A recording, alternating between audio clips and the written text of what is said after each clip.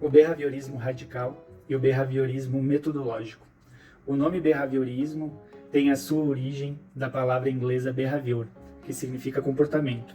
Behaviorismo, também chamado de comportamentalismo, quer dizer o estudo do comportamento.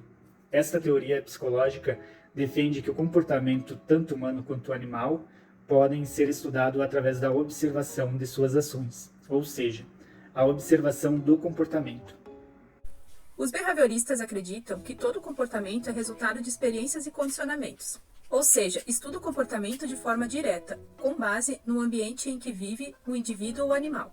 Os estudos do comportamento iniciaram no início do século XIX, a partir de um trabalho de John Watson, no qual, traduzido, é a psicologia como behaviorista AV, ou seja, a psicologia através de um olhar behaviorista, através de um olhar sobre o comportamento. Este trabalho foi de grande influência na área dos estudos sobre o comportamento, influenciando assim muitos autores. Logo que, entre 1920 até meados de 1950, o behaviorismo se tornou a escola dominante de psicologia, com o propósito de estabelecer a psicologia como uma ciência objetiva e mensurável, no sentido de criar teorias que pudessem ser descritas e medidas de forma clara e prática. A psicologia comportamental não possui um único conjunto de teorias. Seus estudos são debatidos por diversos autores. Os behavioristas mais influentes são os psicólogos Watson e Skinner, no qual são associados ao condicionamento clássico e ao condicionamento operante. O condicionamento clássico está ligado à escola do behaviorismo metodológico, ou behaviorismo clássico, enquanto que o condicionamento operante faz parte dos estudos do behaviorismo radical. Então, o behaviorismo metodológico foi o ponto de partida. Foi fundado por Watson, com base nas teorias sobre condicionamento do Pavlov. O behaviorismo metodológico se opõe ao mentalismo e ao introspexismo, ou seja, ele descarta os estudos relacionados à mente, pensamentos e emoções. Ele é baseado através da observação e experimentação. Esta abordagem defende que o comportamento pode ser previsível e controlado a partir de estímulos. Assim, na educação, a teoria comportamental de Watson defende que o comportamento de um indivíduo pode ser moldado e ajustado, capaz de fazer com que uma criança tenha determinada formação de caráter ou exercer qualquer profissão que quisesse. Uma experiência para explicar o condicionamento clássico é a chamada cão de Pavlov, que foi realizada com um cachorro que salivava ao ver comida e também a qualquer sinal ou gesto que lembrava a chegada de sua refeição. Nessa experiência, Pavlov treinou cães para salivarem mesmo que a comida não estivesse por perto.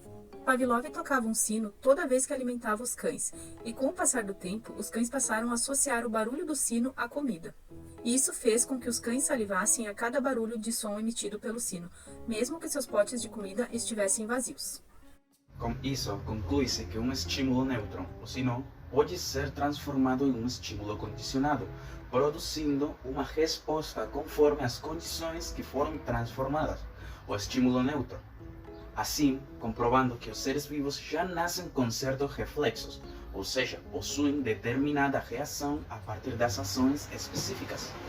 Já o behaviorismo radical, ou condicionamento, criado por Skinner, surgiu em oposição ao behaviorismo metodológico.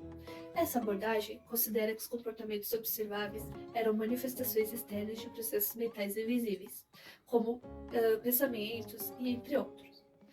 Ou seja, o Skinner não negava os processos mentais, pois considerava que faziam parte da nossa forma de agir. Porém, defendia que era mais conveniente estudar os comportamentos observáveis.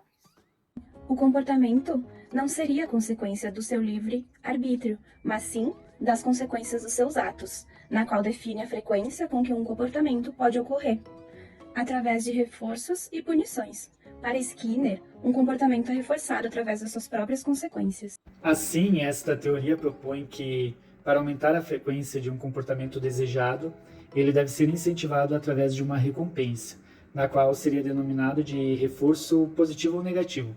E para diminuir a frequência de um comportamento considerado desagradável ou errado, seria usada uma punição, positiva ou negativa. Mas como se dá a diferença entre o reforço e uma punição na prática? Exemplificando, O reforço é dividido em positivo e negativo, e ambos servem para estimular a repetição de comportamentos que têm por consequência uma premiação positiva. Ou seja, o reforço positivo seria a adição de algo bom, algo prazeroso, como, por exemplo, a criança ganha um sorvete por ter tido um bom comportamento. Já o reforço negativo seria retirado de algo ruim, algo que gere o desprazer, como por exemplo, esta mesma criança derrama o seu sorvete na sua roupa, e ao se sentir grudando e suja, esta criança se sente mal com isso. Isso está gerando um certo desprazer para ela, então ela vai lá e trocar sua roupa. Ao retirar sua roupa suja, ela está retirando um estímulo negativo para seu bem-estar. Já a punição também é dividida em positivo e negativo, e ocorre quando é necessário diminuir ou cessar um comportamento considerado ruim. A punição positiva é o acréscimo de algo aversivo para ensinar e estimular um novo comportamento. Por exemplo, um condutor de um veículo no trânsito leva uma multa por estar dirigindo em alta velocidade. Já a punição negativa seria a retirada de algo prazeroso. Por exemplo, este mesmo condutor, além de dirigir em alta velocidade, está embriagado. Isso faz com que seja preso e o seu carro seja guinchado. Com isso, observamos a retirada de algo prazeroso para o condutor, o seu carro e a sua liberdade.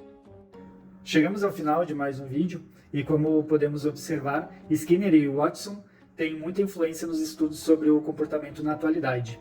Hoje o behaviorismo é adotado por diversas instituições e sociedades, como escolas, empresas, entre outras que visam observar o comportamento humano. Os estudos do comportamento podem ajudar a melhorar o aprendizado ou a motivação através de um sistema de premiações e punições, e a observação da consequência que ocorre após este estímulo.